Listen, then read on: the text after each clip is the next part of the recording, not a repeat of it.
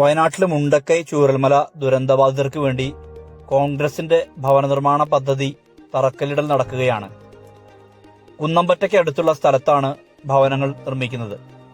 ഇതുമായി ബന്ധപ്പെട്ട് 3 പ്ലോട്ടുകൾ കോൺഗ്രസ് കണ്ടെത്തിയിട്ടുണ്ട്. അതിന്റെ ആകാശ ദൃശ്യമാണിത്.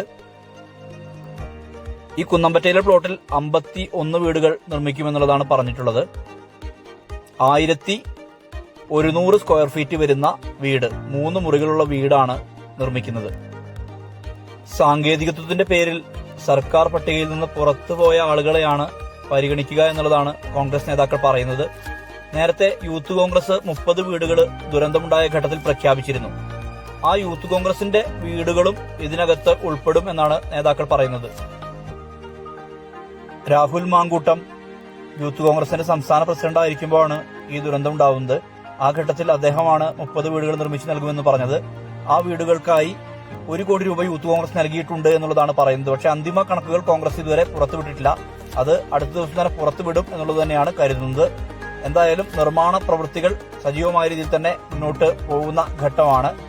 അതുമായി ബന്ധപ്പെട്ട ഗ്രൗണ്ട് നിരത്തലടക്കം നടന്നു കഴിഞ്ഞു. ഇനി വീടുകളുടെ നിർമ്മാണം വേഗത്തിൽ നടക്കും.